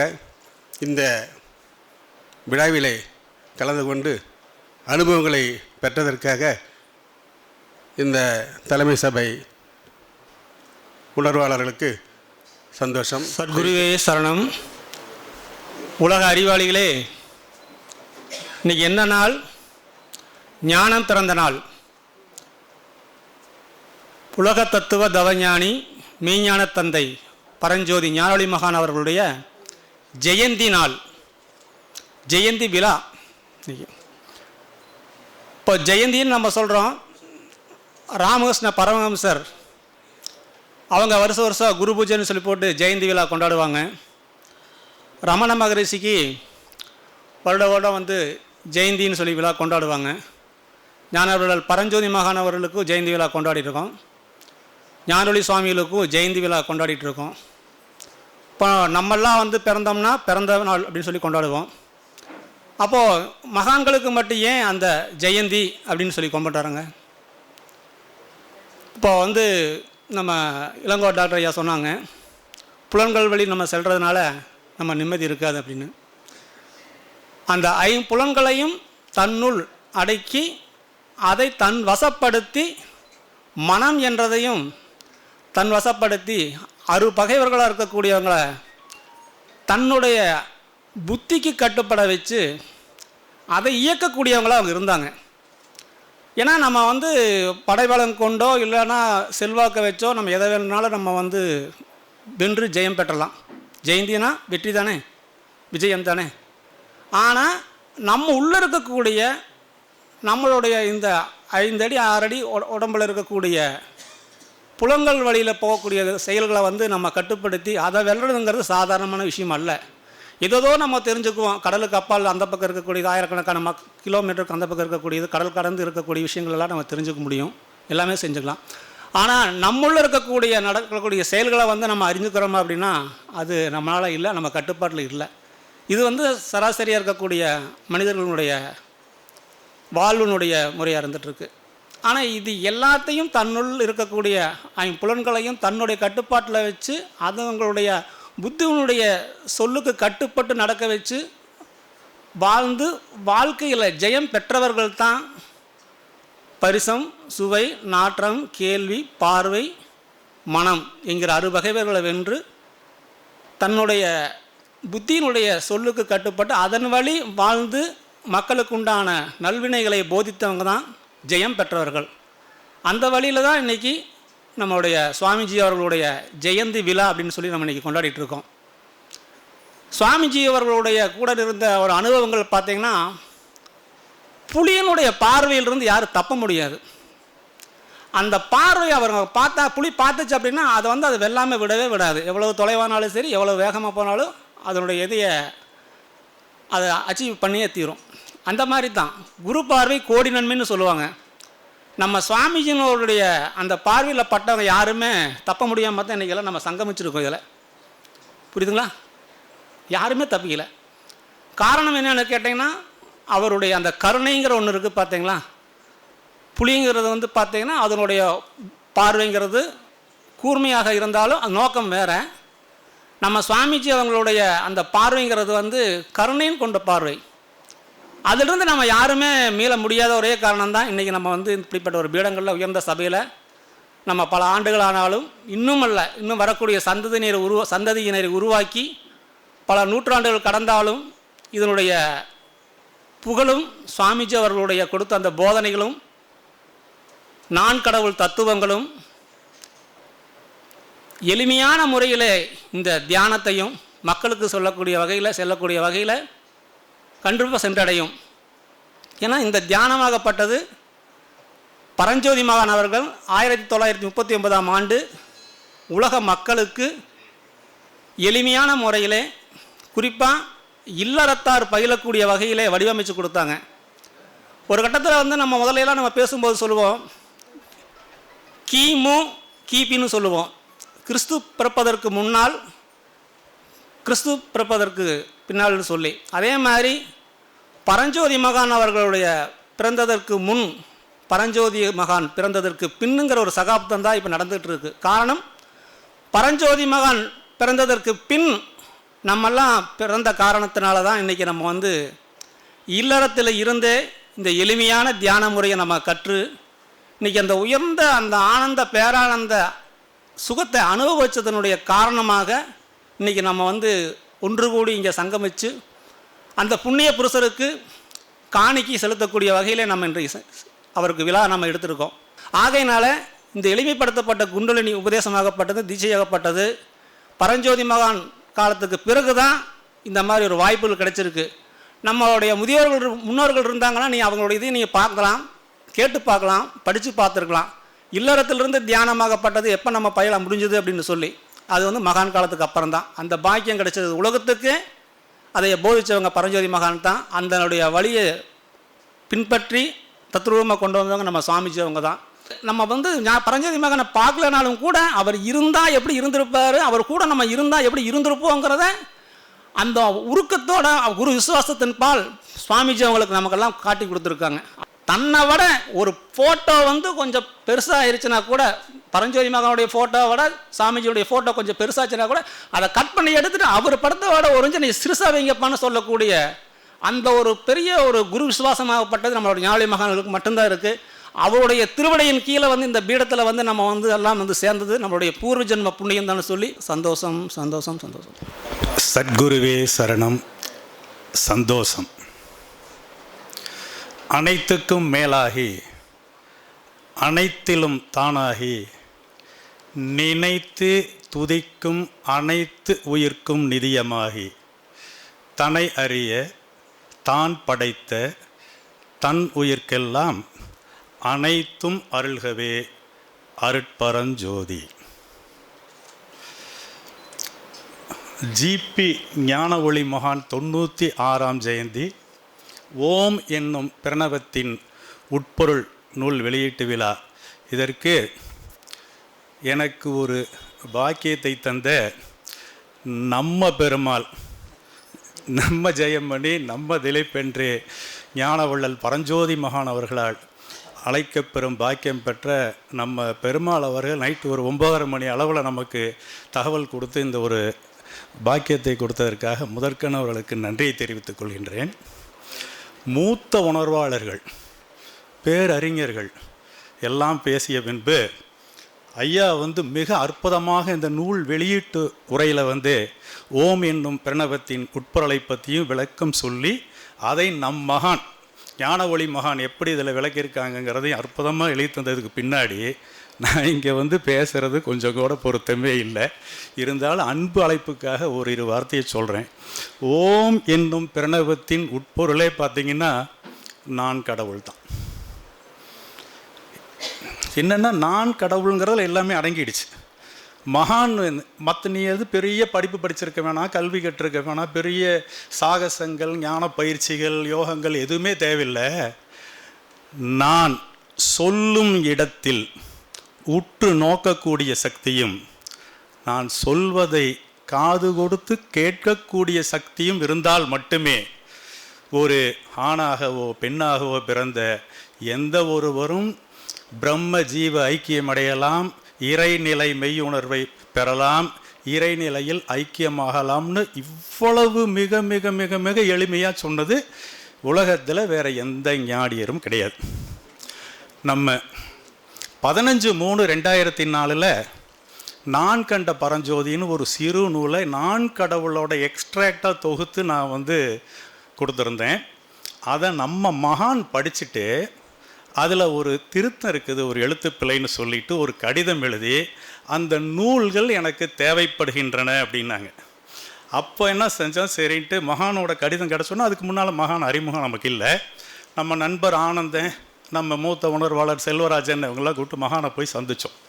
அதுதான் நம்மளுக்கு கிட்டத்தட்ட 15/3/2004 ஒரு 20 வருஷத்துக்கு முன்னால் தான் அந்த வாய்ப்பு கிடச்சிது. மற்றவங்கள்லாம் மகானோடவே பயணித்து மகானோட மூத்த உணர்வாளராக இருக்கிறீங்க.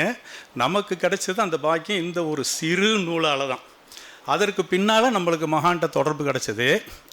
மகான்கிட்ட தொடர்பு கிடச்சோன்னா நான் உடனே மகான்கிட்ட வந்து பேசிக்கிட்டு இருக்கும்போது எப்படி 1975 அகார உகார மகாரத்துக்கு விளக்கம் வேணும்னு கடிதம் எழுதுனாங்களோன்னு மகான் சொன்னாங்களோ, அதே மாதிரி மகான்கிட்ட தனிமையில் அடிக்கடி அப்போ மகான்கிட்ட போய் சந்திக்கிறது உண்டு.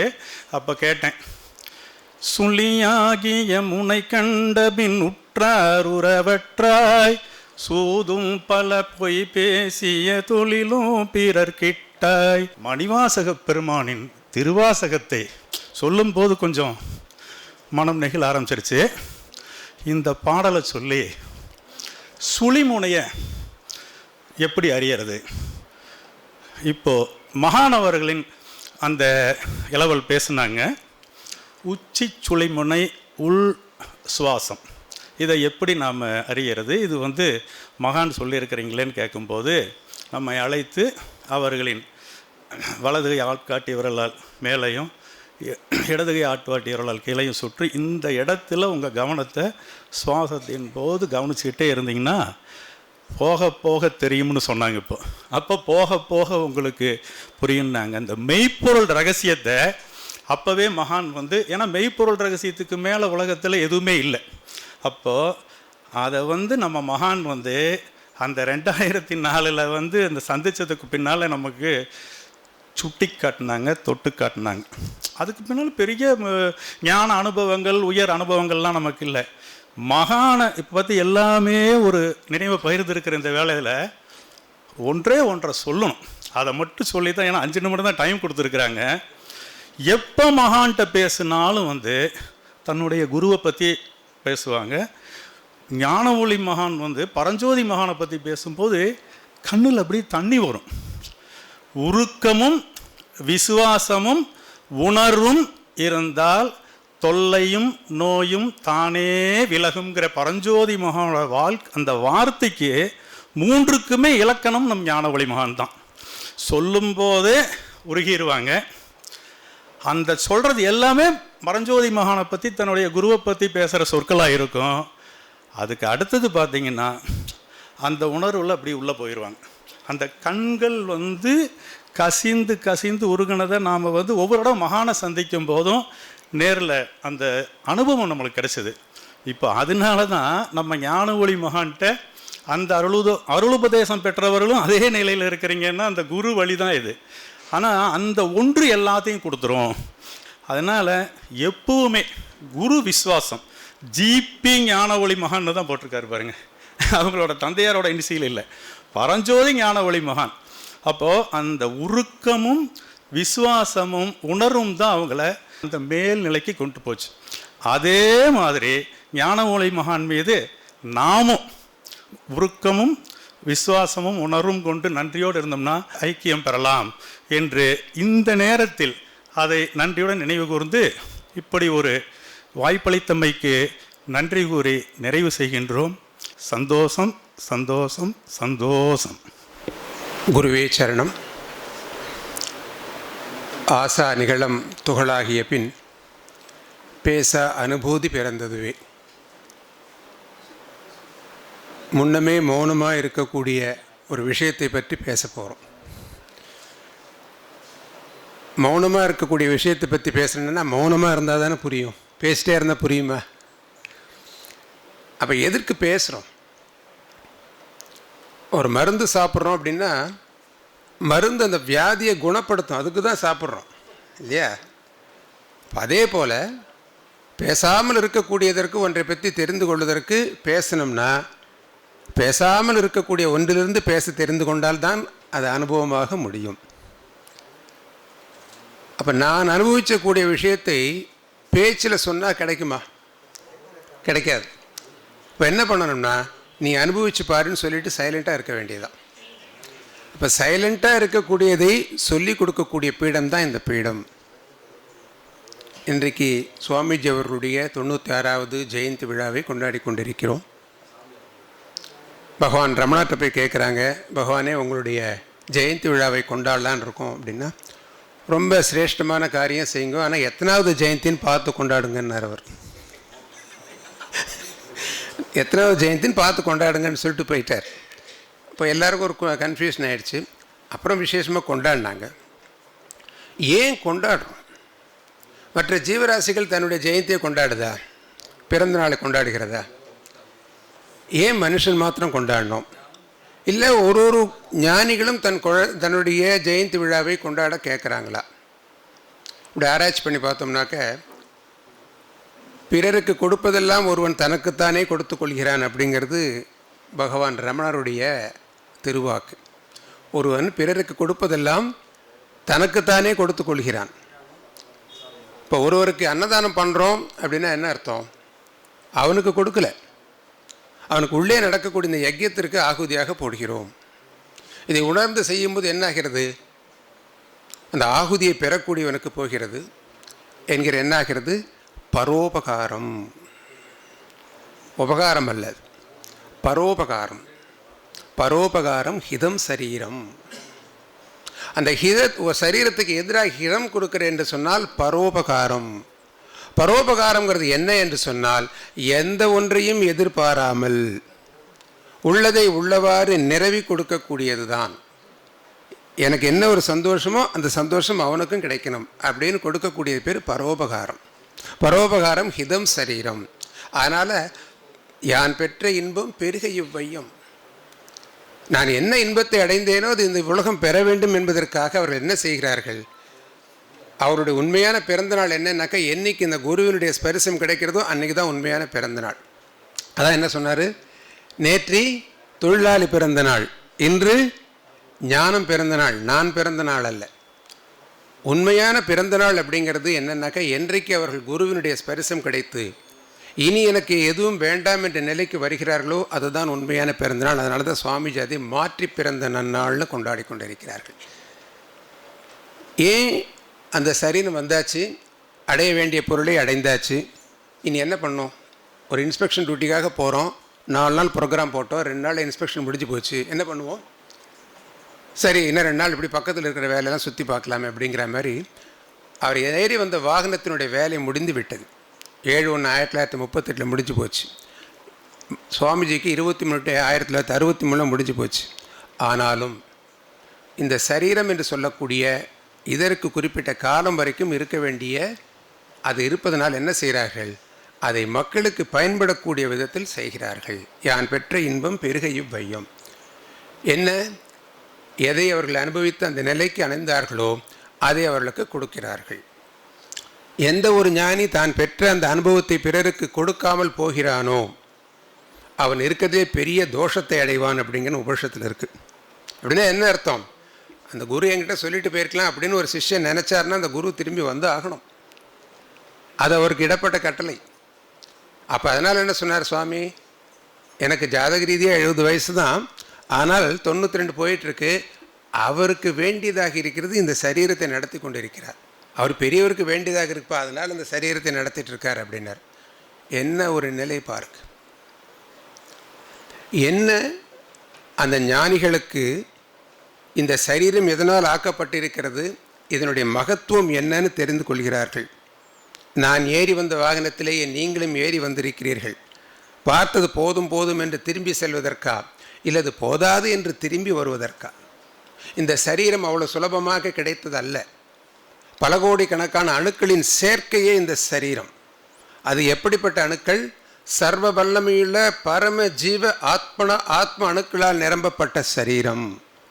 இந்த பரம ஜீவ ஆத்ம அணுக்கள் மட்டுமே தான் யார் என்பதை உணரக்கூடிய வல்லமை உடைய அணுக்கள். அப்போ என்ன பண்ணியிருக்கோம்னாக்க, மானிடராய் பிறத்தில் இருந்து இந்த பாட்டெல்லாம் இருக்குது பார்த்தீங்களா? வானவர் உலகம் வழி திறக்கக்கூடிய வல்லமை உடைய சரீரம் சர்வ வல்லமையுள்ள பரமஜீவ ஆத்மன் இருக்கக்கூடிய 6 அறிவு பெற்ற மனிதனுக்கு மட்டும்தான். அல்ல, இன்னொரு பெரிய பாக்கியம் என்னன்னாக்கா, அவனுக்கு மாத்திரம்தான் மூலாதாரத்துக்கும் நெற்றி அவருக்கு நேரடி தொடர்பு இருக்கக்கூடிய முதுகுந்தண்டு செங்குத்தாக இருக்கக்கூடிய பாக்கியம் உள்ளவன். தசாவதாரத்தில் பாருங்கள், ஒவ்வொரு அவதாரத்திற்கும் என்ன பண்ணியிருக்காங்க, ஒரு ஆயுதம் இருக்கும். ஆனால் வாமன அவதாரத்துக்கு பார்த்தா எல்லாம் இவ்வாழ்வுட அவதாரமாக இருக்கும், மனித அவதாரமாக இருக்கிறது. கிருஷ்ணாவதாரத்தில் ஆயுதமே இல்லை, ஞானம்தான் ஆயுதம். என்ன ஆயிருக்கு? சித்தர்கள் நடந்து கொண்டிருக்கிறது, ஞானம் பெற்று முக்தி அடைய வாருங்கள், மகானுடைய வாக்கியம். அப்போ சித்தர்கள் உலகம் தான் நடந்து கொண்டே இருக்கிறது, நினைச்ச இடத்துக்கு போகக்கூடியதாகவும் நினைத்து சாதிக்கக்கூடியதாக இருக்கிறது. ஆனால் தன்னை அறியக்கூடிய வல்லமை இல்லை என்று சொன்னால் என்னாகும்? மீண்டும் மீண்டும் என்ன ஆகிறனாக்க, அந்த சைக்கிளில் சிக்கிறது மாத்திரமல்ல, மனிதன்கிற மகத்துவத்தை மறந்திருக்கிறீர்களே. அந்த மறந்ததின் விளைவு தான் இவ்வளோ துன்பத்திற்கு காரணமாகிறது. எந்த ஜீவராசிகளும் துன்பப்படலை பாருங்கள். இன்றைக்கி என்ன கிடைச்சது? சாப்பிட்டு சந்தோஷமாக இருக்கிறது. ஒரு பொந்தில் வாழும் பாம்புக்கும் குருவிக்கும் இருக்கக்கூடிய சந்தோஷம் மனிதனுக்கு இருக்கான்னு கேட்குறார் ஜெகத் மகாகுரு. என்ன ஒரு கருணையின் கண்ணீரோடு கேட்குறார் பாருங்கள். அதற்காக தான் பாடுபட்டார். 1938 1981 வரைக்கும் அந்த சரீரத்தை தாங்கி கொண்டிருந்தார். 1963 2019 வரைக்கும் அந்த சரீரத்தை தாங்கி கொண்டிருந்தார். இந்த கால் நடக்காவிட்டால் அந்த வீல் சேர் வச்சு என்னை கொண்டுட்டு போங்கப்பா, கடைசி மூச்சு வரைக்கும் அவரை பற்றி பேசிக்கொண்டே இருப்பேன் அப்படின்னு சொன்னார். ஞான ஒளி, ஞானிகளுக்கெல்லாம் ஞானிங்கிற டைட்டில் சும்மா கொடுத்து விடலை. எவ்வளோ பெரிய விஷயத்தை அவருக்கு அள்ளி கொடுத்துருக்கிறார் பாருங்கள். அவர் கேட்குறாரு, 4 புஸ்தகம் எழுதலாமான்னு கேட்குறாரு. என்ன எழுதிட்டே இருப்பேன்? நான் கடவுள் எழுதுவா அப்படின்ட்டு இந்த புஸ்தகம் எழுதுறத எண்ணத்தையே விட்டுட்டார். மலேசியா போயிட்டு வந்துட்டு ஒரு இங்கு பாட்டில் ஷீஃபர் பெண்ணும் கொடுத்துருக்கார். என்ன அர்த்தம்? நீ எதற்காக வந்திருக்கிறாய், அந்த காரியத்தை தொடங்கு அப்படின்ட்டு. அப்போ என்ன பண்ணுறாங்க, மௌனம் தானே குருவோட பாஷை. அந்த மௌன பாஷையில் உணர்ந்துட்டாரு. அதை புரிந்து கொள்ளக்கூடிய தகுதி உடையவன் சீடன், உண்மையான சீடனாக இருக்க முடியும் இல்லையா? அப்போ ஏன் இந்த பேனா கொடுத்தான்னு ஆராய்ச்சி பண்ணி பார்த்தார். அப்போ அறிவின் பெருக்கத்தில் தான் அந்த சிஷியனாக இருக்கக்கூடிய குருவாக உயர்ந்திருக்கார். அதனால தான் 2 ஃபோட்டோவும் ஒன்றா வச்சிருக்கிறார். ஏன்? அந்த அறிவுக்கு நீங்களும் உயர வேண்டுமென்றால், தன்னைத்தான் அறிய வேண்டுமென்றால் அறிவை உயர்த்து கொள்ளுங்கள். அதனால தான் இதுக்கு என்ன பேர்? பரிபூர்ண பரஞ்சோதியின் உயர்ஞான சபை. சாதாரண சபை அல்ல, உயர்ந்த அறிவால் கண்டுபிடிக்கப்பட்ட சபை. 2 பேருக்கும் வாழ்க்கையில் எடுத்து பாருங்கள், 2 பேருமே குண்டலினி யோகமோ ராஜயோகமோ கேட்கவில்லை. மகான் என்ன பண்ணார்? அரசனையும் கடந்த ஆண்டவனை பார்க்கணும்னு தான் கேட்டார். சுவாமிஜி என்ன பண்ணார்? பக்தி மார்க்கத்தில் அப்படி உயர்ந்த இடத்துல இருந்தவர். 2 பேருக்கும் கிடைத்தது ஒரே ஞானம். என்னாச்சு? அது வரைக்கும் புறத்தில் நின்று கொண்டே இருந்ததை உள்ளே பார்க்க ஆரம்பித்தார்கள்.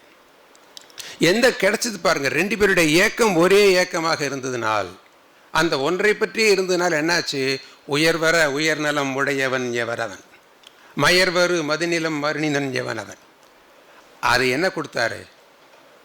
துயரரு அமரர்கள் அதிபதி எவனோ அவனை அறிந்து கொள்ளும் மனவேன் ஆழ்வார் பாடினது அவங்களுக்கு கிடைத்ததுனால என்னாச்சு? அந்த உயர்நிலைக்கு வந்தது மட்டுமல்லாமல் மக்களுக்காகவும் எடுத்து சொல்லி, அதே அணுக்கள் தான் இந்த சரீரமும் வந்திருக்கிறது.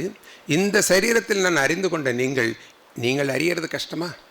ஓரறிவுள்ள உபோதனை இல்லாத இருக்கும் பொழுதே இந்த ஆத்மசக்தியாகப்பட்டது, இந்த ஓரறிவாக இருக்கக்கூடியது ஈரறிவு மூவறிவு ஆறறிவாக பரிணமிக்கக்கூடிய வல்லமையாக இருக்கும் பொழுது, எங்கும் போதனைகள் நிறைந்த இந்த உலகத்தில் தன்னை அறிவது மிக கடினமோ அப்படின்னு போட்டிருப்பார்.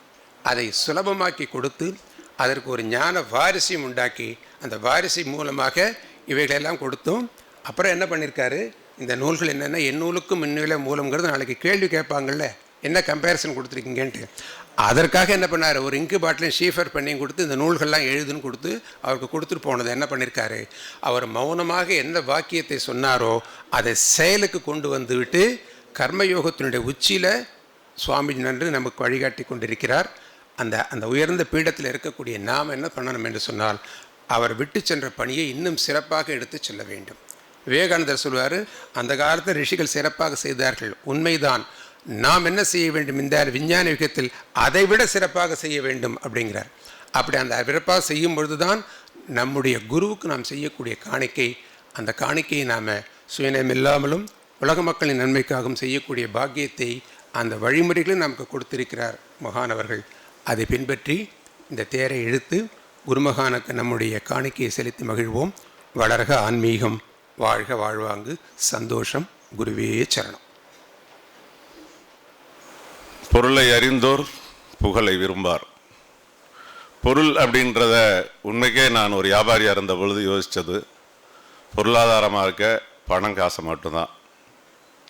ஆனால் நடத்தி காமிக்கிறேன் பார் அப்படின்னு ஒவ்வொரு நிகழ்வையும் நடத்தி காமிச்சதோடு அல்லாமல் நடத்தி கொண்டு இருக்கிறார் என்பதை நாம் கண்கூடாக பார்க்கிறோம். அதே சமயத்தில் நான் உடல் அல்ல, நான் மனம் அல்ல, நான் சுத்த ஆத்மா அப்படின்னு சொல்லக்கூடிய அளவுக்கு வாழ்ந்தும் காமிச்சிட்டு போனார். தொட்டு தூக்கி கொஞ்சி மகிழ்ந்த போல் நம்மளையும் சீராட்டி பாராட்டி எல்லா இடத்துலையும் நிறைவுபடுத்தியிருக்காரு. அவர் போட்டு வந்த பாதையிலே தான் பயணிச்சுக்கிட்டு இருக்கோம். சாதாரண மனிதர்களைப் போல நாமளும் பிறவியின் பெரும் நோக்கம் கருதாது.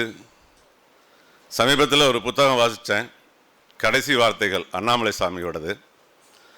செல்லப்பெருமாள் என்கிற 26 வயது நபர் 1926 ரமணரை சந்திக்கிறாரு. போய் கட்டடம் கட்டுறதை பாரு அப்படின்றாரு. லக்ஷ்மி பசுமாட்டுக்கு மாட்டுத்தூளம் கட்டிக்கிட்டு இருக்காங்க. இந்த செல்லத்துறை போய் கட்டிக்கிட்டு இருக்காங்க அப்படின்னு பார்த்துட்டு வந்தார். அவ்வளோதான் அவருக்கு அறிவு வந்தது. அப்போது திரும்ப போய் பார் அப்படின்னாரு. கொத்தனார் 3 பேர் வேலை செய்கிறாங்க, கட்டிக்கிட்டு இருக்காங்க அப்படின்னு சொன்னார். அவருள்ள செலுத்தப்பட்ட அந்த அறிவு 18 ஆண்டுகள் கட்டிட பணியை நிறைவு செய்கிறார் அண்ணாமலை சாமி.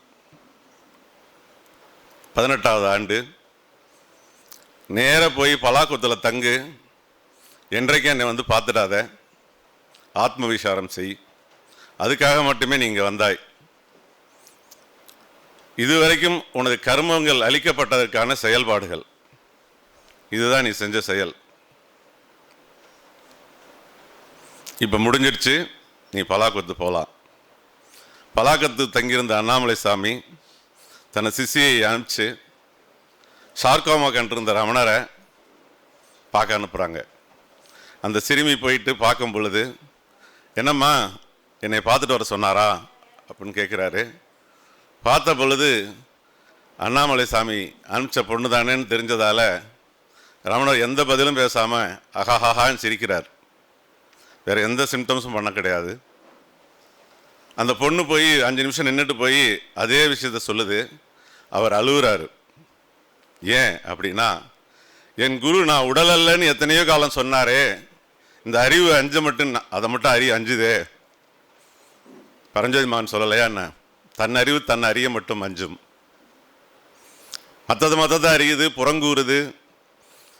ஞானத்தை தொட்ட நம்மளுக்குமே சாதாரண மனிதர்களை விட கீழ்த்தரமான சிந்தனைகளுக்குள்ளே உள்ள போகிறோம். அப்பப்போ மனதை வெளியில் பிடிச்சி இழுக்கிறோம். உண்மையான அனுபவம் பெற்றுவிட்டோம்னா நிச்சயமாக சாமிஜி வலின்னு துடிப்பார், அமுக்கி விட்டுருப்போம் கை காலை.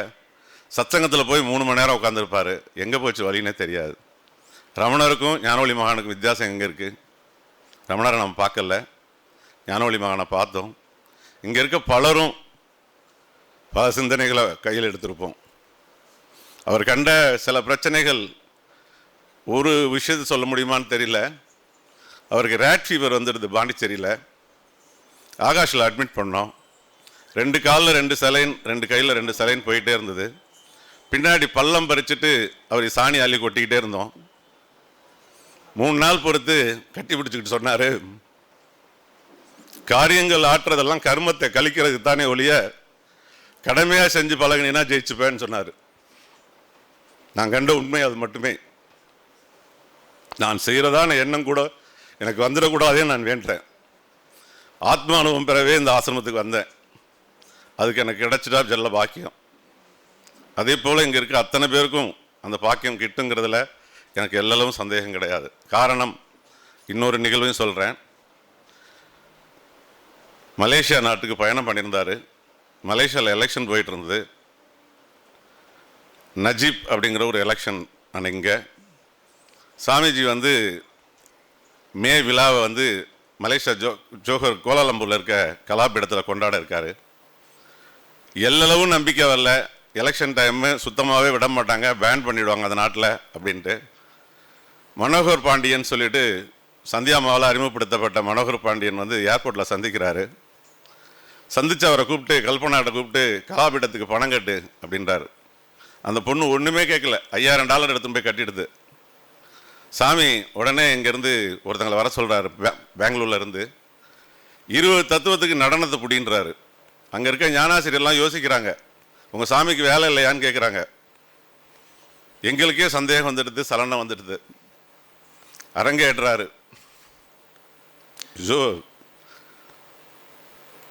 மலேசிய நாடு பரஞ்சோதி மகானோட தத்துவத்தை இப்படி சொல்ல முடியுமா அப்படின்னு ஆச்சரியப்பட்டுச்சு. எந்த துறையில் அவர் வல்லுநர் இல்லை. கட்டிடமாகட்டும், ஓவியமாகட்டும், ஃபோட்டோகிராஃபி ஆகட்டும், எல்லா வகையிலையும் இருக்கக்கூடிய கண்ணுக்கு தெரிஞ்ச மகாஞானியோட நாமெல்லாம் வாழ்ந்துருக்கோம். அனுபவங்களை சுமந்துக்கிட்டு இருக்கோம். அதிலிருந்து பெறலாமல் இந்த அனுபவம் மட்டுமே நம்ம முழுமையான வாழ்க்கையை நிறைவு செய்யும் அப்படிங்கிற மாதிரி வாழ்ந்துட்டோன்னா, உலகியல் பொருள்கள் தீண்டுது தான், துஷ்ட எண்ணங்கள் தொடுகத்தான் செய்யுது. வெட்டி அடித்து வெளியில் வர்றதுக்கு இத்தனை ஆண்டுகள் ஆயிடுச்சு. நானே யோசித்து பார்க்குறேன். சாமிஜியோட பயணத்தில் 14 ஆண்டுகள், சாமிஜி கடந்த பின்பு 5 ஆண்டுகள். இல்லை இருக்குங்கிற இடமே கிடையாது. எங்கு நிறைந்தவர் என் சத்குருநாதர்ங்கிறதுல எந்த சந்தேகம் துளியளவும் கிடையாது. சமீபத்தில் கூட ஒரு விஷயம், மகாபாரதம் பார்த்துட்டு இருந்தேன். ஸ்ரீமத் நாராயணன் சொல்கிறாரு, முக்காலங்களும் நான் அறிவேன் அப்படின்னு சொல்கிறாரு. அதே ஞானவழி சாமி நம்ம ஆசிரமத்தில் இருக்க ஒரு நபர், அமெரிக்க பயணம். எத்தனை வயசு? 87 வயசு, 88 வயசு, 52 மணி நேரம் பயணம். சாத்தியமாங்கிறதே யோசிக்க முடியாது. அப்போ நான் உடல் அல்லங்கிறத ப்ரூவ் பண்ணுறார். மலேசியா பயணம் முடிஞ்சிட்டு லண்டன் பயணம். என்னெல்லாம் நினச்சாரோ நடக்கும் பார் அப்படின்னு நடத்தி காமிக்கிறார். இங்கே பணமா காசா? சென்னை ஆசிரமம் கட்டும்போது பணம் இல்லை, இந்த இடமும் கூட துவக்கும்போது பணம் இல்லை. எல்லாம் நடந்து தானே நிகழ்ந்துக்கிட்டு இருக்கு, ஏன் உன் வாழ்க்கையில் நடக்காதா? நான் நடத்தினது எல்லாம் உனக்காகத்தானே. இதான் கட்டடம் கட்டின பழனிசாமி மேஸ்திரி இருக்கார். ஒவ்வொன்றும் நம்ம நினைவுகளை தான் சுமக்கிறோம், நினைவால் தான் வாழ்கிறோம். நினைவின் இடத்தில் நினைவை நினைத்துங்கிற அவர் கொடுத்த உணர்வுலேருந்து விலகி போகல. நான் கூட அதிகமாக யோசித்து பார்க்குறேன். சமீபத்தில் மரண பயம் மிக்குள்ள அம்மக்கள் அரணாக உள்ளது 40 வெண்பா எல்லாம் சாமிக்கிட்ட வரும்பொழுது என் குடும்பத்தை நான் எப்படி காப்பாற்றுவேன்னு நினச்சிட்டு வந்தோம். காரணம் குறையை நிவர்த்திக்க கோரிய குரலே கடவுள். உலகத்தில் எப்படி பிழைக்க போகிறோம், பிள்ளைங்களை எப்படி வளர்க்க போகிறோம், சமூகத்தில் எப்படி வாழ போகிறோம், நல்லவனாவா கெட்டவனாவா, இப்படியெல்லாம் யோசிச்சுட்டு வந்தோம். எத்தனை முரட்டு சுபாவத்தையும் ஒரு நொடியில் மாற்றக்கூடிய ஒரே ஆற்றல் ஞானியினுடைய பார்வை. அதனால் அந்த பயணம் அப்படிங்கிறது நிறைவான பயணம் தான். ஏன்னா அவர் போட்ட வித்துக்கள் ஒரு நாளும் பழுதாகாதுங்கிறதுல எல்லளவும் சந்தேகம் கிடையாது. இதே எத்தனையோ ப்ராஜெக்ட்ஸ் பண்ணும்போது கூட சொல்லுவார், எதுக்குப்பா இந்த பொருளை கேட்குற அப்படின்னு. இதே 2005 சென்னை ஆசிரமம் கட்டி முடிஞ்ச பிறகு மலேசியா பயணம், ஜோஹர் பார் போகிறாரு, குணாலனும் டிஎஸ் விஜயலட்சுமி போகிறாங்க. அந்த பயணத்தின் போது நான் துருத்துருன்னு போய் அவருடைய சென்னை ஆசிரமம் ரூமில் விவேகானந்தன் மாதிரி பொருள் வேணுமே அப்படின்னு கேட்டேன். என்ன கேட்டான்னு கேட்டார். பணம் அப்படின்னா. கருமத்தை போய் கேட்பியான்னு கோவப்பட்டார். ஒரு 2 நிமிஷம் அழுகே வந்துடுது. இப்போ காலத்துக்கு என் தோண்டிப்பார் புதையில் வருதா இல்லையாண்டு. என்னை இவ்வளோதான் நீ நம்புவியா? இந்த கருமம் உனக்கு வேண்டாம், நடத்தி காமிக்கிறேன், வேடிக்கை பார் அப்படின்ட்டு போயிட்டார். 2006 நவண்டி ப்ராஜெக்ட், 2007-08 கயப்பாக்கம் ப்ராஜெக்ட், 2008 காஞ்சாபுரம். இத்தனை ஏன் நடத்தி காமிச்சார்? நமக்கு நம்பிக்கை ஊட்டுறதுக்காகத்தான். அதனால் நிறைவான வாழ்வுக்கான இடம் உணர்வுங்கிற ஒரு பொருள். உணர்வாக இருப்பது நான் அப்படிங்கிறத வாயளவில் சொல்லிடாமல், நான் இந்த உடம்பா இல்லை, உடம்புக்கான வலியும் நான் அல்ல, மனமா அல்ல, அப்போ நான் தான் ஆத்மாவா? ஆத்மா என்பது உணர்வு, உணர்வாக இருப்பது நான். இதை வாயளவில் பேசிடாமல் உண்மையான அனுபவத்தை கொண்டு சேர்க்கணுங்கிறதுக்காக முயற்சி தான் நான் செஞ்சுக்கிட்டு இருக்கேன். என்னுடைய அனுபவம் இது மட்டும்தான். ஆகலால் உலக சமாதானம் அப்படிங்கிறத கூட நான் என்னோடய பார்வையில் பார்க்குறதே, உலகம் அப்படிங்கிறது என் கண், என் காது, என் மூக்கு, என் நாக்கு. இந்த பரிசு சுகங்கிறத பரஞ்சோதி மகான் பழம்பெரும் ஞானியரில் கூட சம்சார சாகரம்னு சொல்கிறார். இந்த சம்சார சாகரங்கிறதான் உன்னை கீழே இழுக்குதப்பா அப்படின்றார். அதனால் இந்த பயணங்கள் எல்லாமே அனுபவங்கள் தான். அதனால் எத்தனை தூரம் பயணம் பண்ணியிருக்கோங்கிறத விட எத்தனை தூரம் அனுபவத்துக்கு கொண்டு வந்திருக்கோங்கிறது மட்டுமே சிறப்பாக இருக்கும்னு நினச்சி சந்தோஷம். வாழ்க வாழ்வாங்க.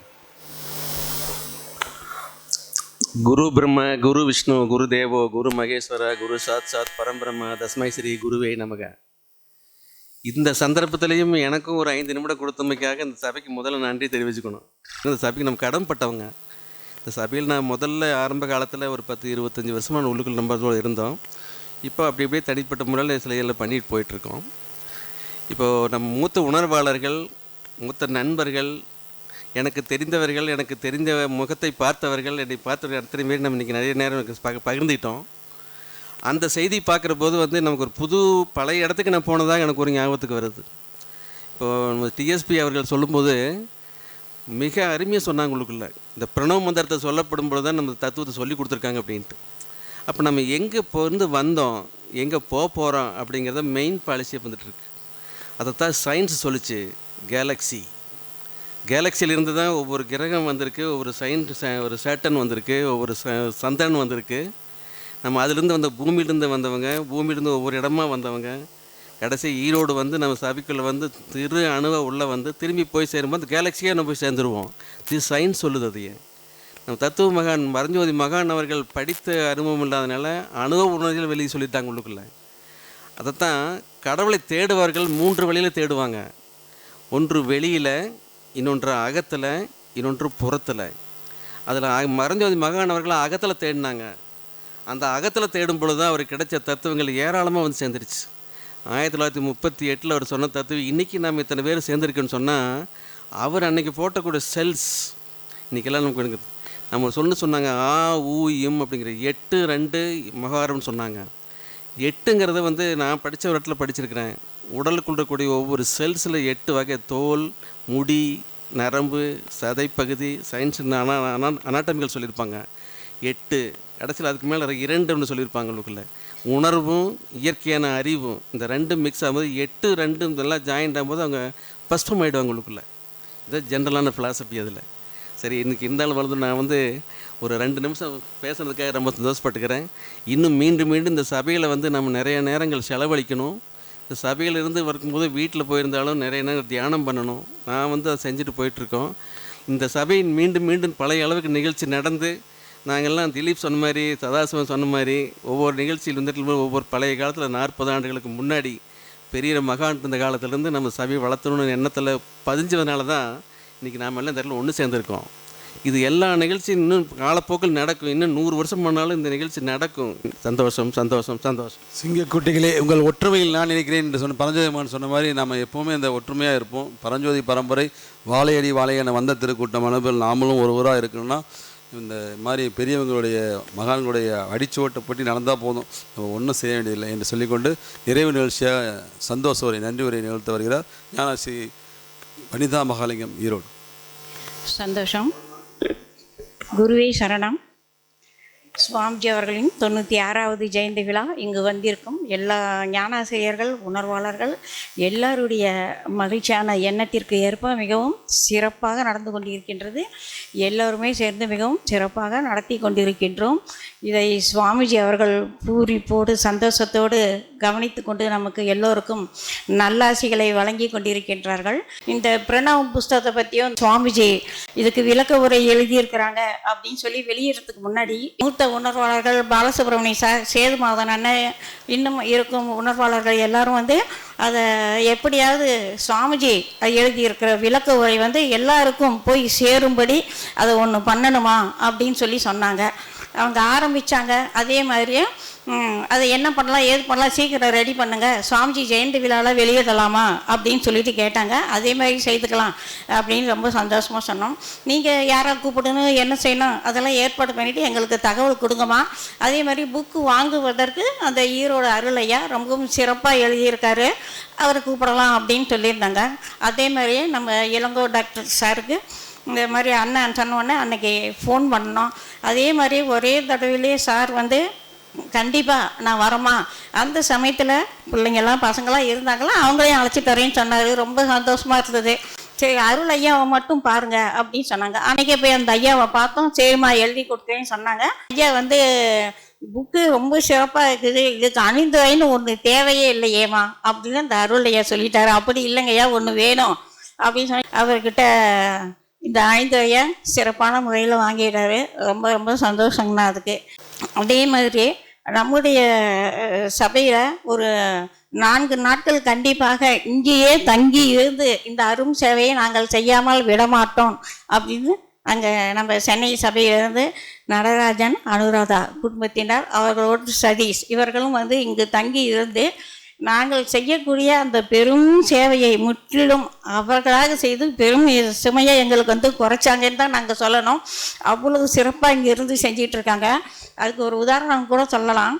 ஒரு வெளிநாட்டு அறிஞரை பேட்டி காணும் பொழுது எப்படி நீங்கள் எல்லாத்துலேயுமே ஜெயிச்சுக்கிட்டே இருக்கீங்கன்னு கேட்கும்போது, இந்த மாதிரி நான் வந்து வாய்ப்புகளை தேடி போகிறது இல்லை, வாய்ப்புகளுக்காக நான் எதுவுமே செய்கிறதில்ல, எந்த நேரமும் நான் முயற்சியில் இருந்துக்கிட்டு இருக்கிறேன், வாய்ப்புகள் வந்து என்கிட்ட சிக்கிக்குது அப்படின்னு அவர் ஒரு அழகான பதிலை சொல்கிறாரு. இதையே தான் நமக்கு வந்து சுவாமிஜி சொல்லி கொடுத்துருக்காங்க. எந்த நேரமும் நாம் உணர்வோடு இருக்கும் பொழுது நமக்கு தேவையானது கிடைக்கும், தேவையில்லாதது தானாகவே வெளியேறிடும். அதே மாதிரியான ஒரு வாய்ப்பை தான் அனுராதா குடும்பத்தினர் அவர்களுக்கு வந்த வாய்ப்பை எல்லாம் சரியான முறையில் பயன்படுத்தி அவர்கள் சேவையை சிறப்பாக செய்து கொண்டிருக்கின்றார்கள். ரொம்ப ரொம்ப சந்தோஷம். மற்றும் எல்லா ஊர்களிலிருந்தும் வந்திருக்கும் ஞானாசிரியர்கள், உறவினர்கள், அவர்களோடு வந்திருக்கும் உற்றார் உறவினர்கள் எல்லோருக்கும் நம் தலைமை சபையின் சார்பாக சந்தோஷத்தையும் குருமகான் அவர்களின் நல்லாசிகளையும் தெரிவித்துக் கொள்கிறோம். சந்தோஷம். எல்லோருக்கும் அன்னதானம் ரெடியாக இருக்கிறது. ஒருவரோடு ஒருவர் பேசாமல் உணர்வோடு அன்னதான கூடத்திற்கு செல்லலாம். சந்தோஷம். செழிக்கட்டும் விவசாயம், சீர்படட்டும் நிர்வாகம், நிலவட்டும் புன்சிரிப்பு, உலக மக்களின் முகங்களில் வளர்க ஆன்மீகம், வாழ்க வாழ்வாங்க. சந்தோஷம் சந்தோஷம் சந்தோஷம்.